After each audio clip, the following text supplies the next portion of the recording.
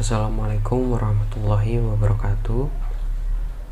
Perkenalkan, kami dari kelompok 40 di sini akan menjelaskan tentang materi panas jenis suatu zat. Kelompok kami terdiri dari 4 orang. Yang pertama bernama Hanindya Widyastuti dengan NIM D600-200-199.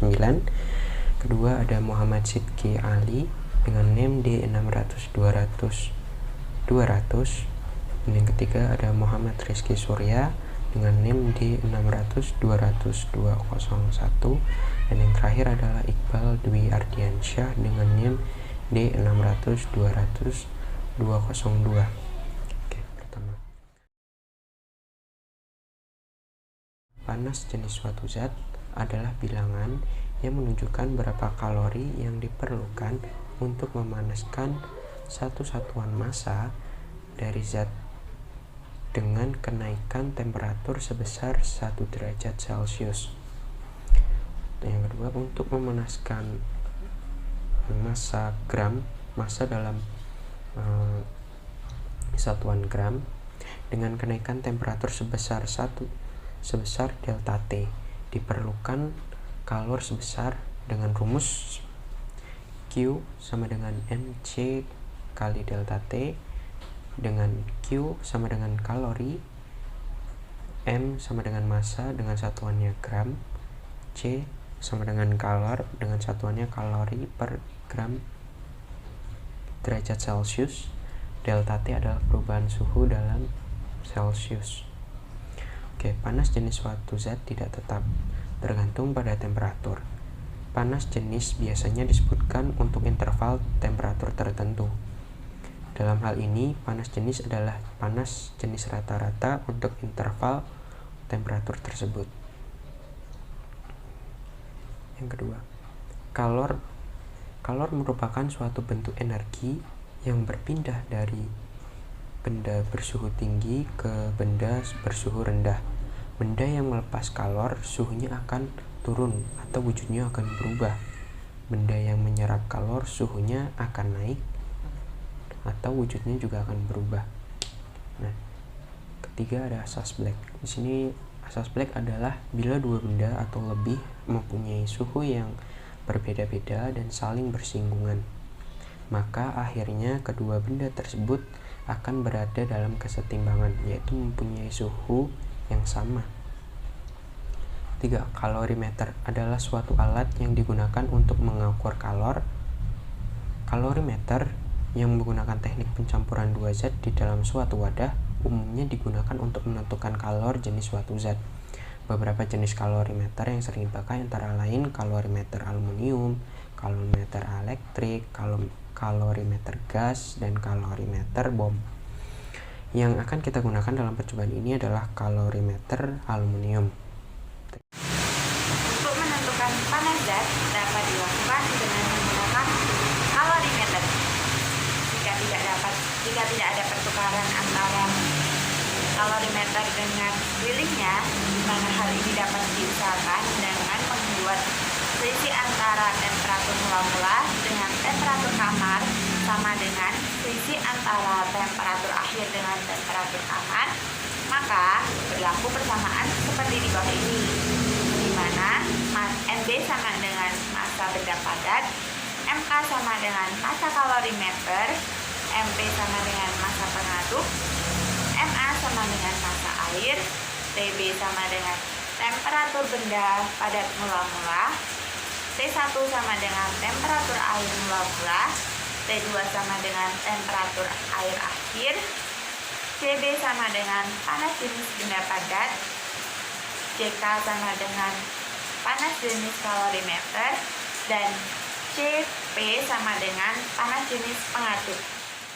Pertukaran kalor yang dengan sekelilingnya dapat dikurangi dengan pembuatan kalorimeter yang sempurna, dan percobaan yang dilakukan dengan menggunakan temperatur mula-mula yang lebih rendah daripada temperatur kamar dan temperatur akhir yang lebih tinggi daripada temperatur kamar, dengan selisih antara temperatur akhir dengan temperatur kamar sama dengan selisih antara temperatur mula-mula dengan temperatur kamar.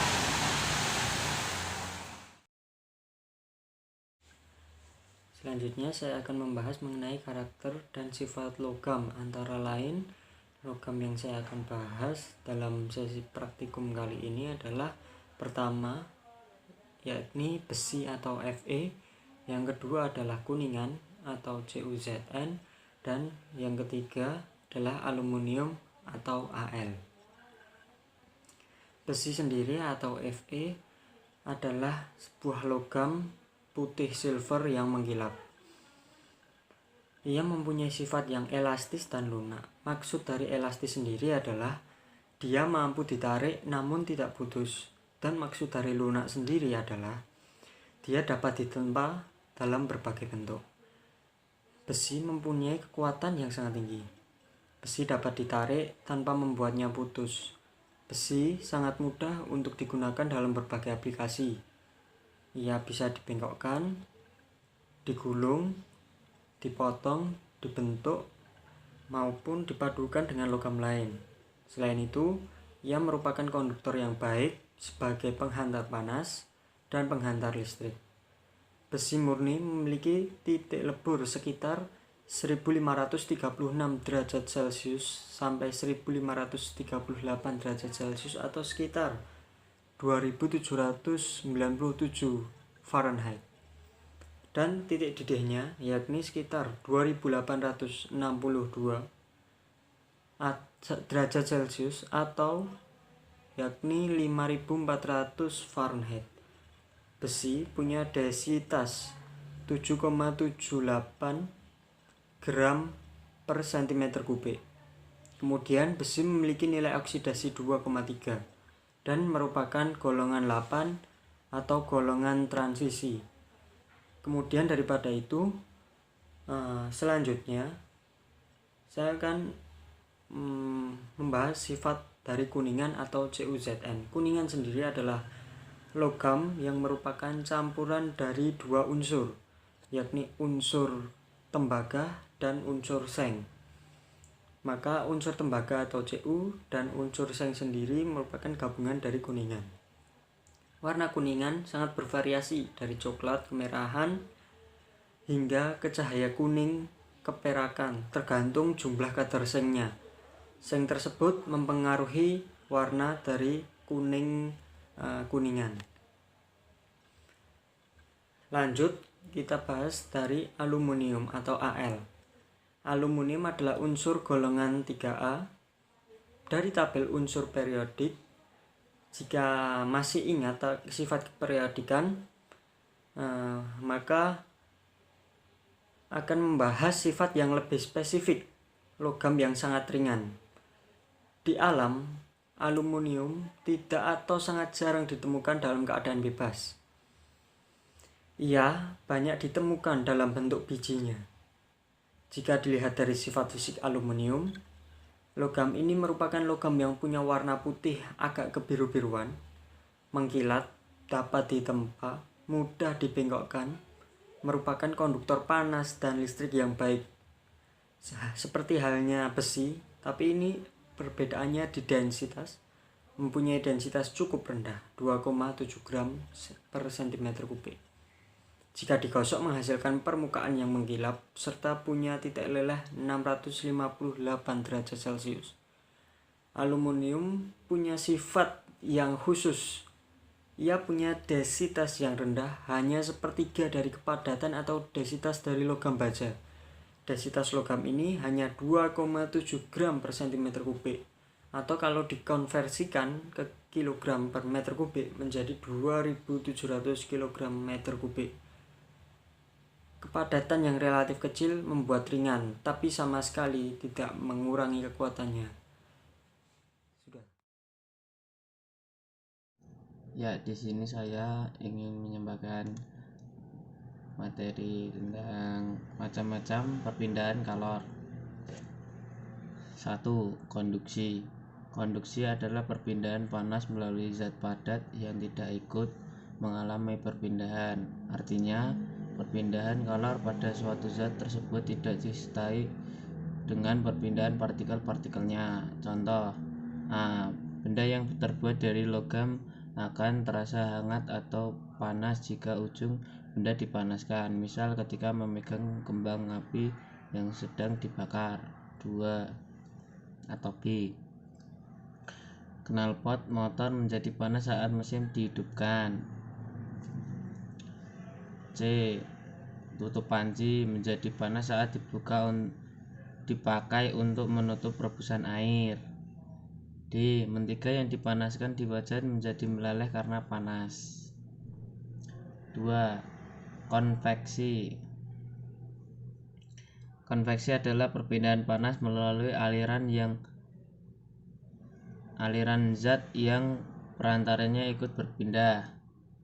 Jika partikel berpindah dan mengakibatkan kalor merambat, terjadilah konveksi. Konveksi terjadi pada zat cair dan gas, udara atau angin.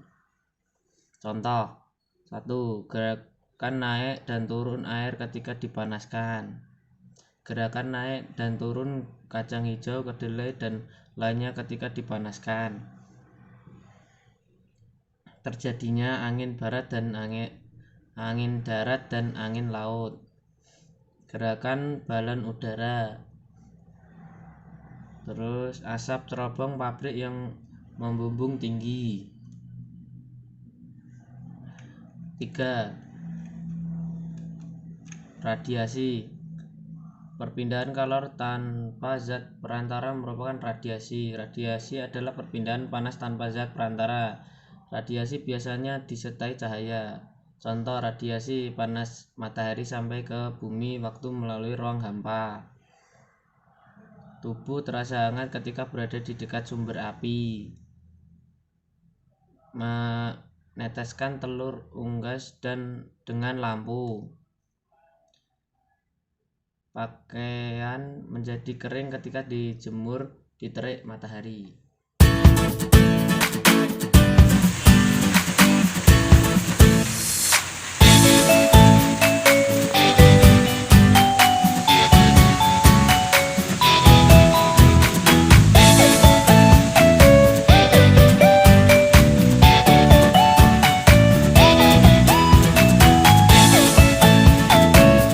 Sekian video dari kami. Terima kasih. Wassalamualaikum warahmatullahi wabarakatuh.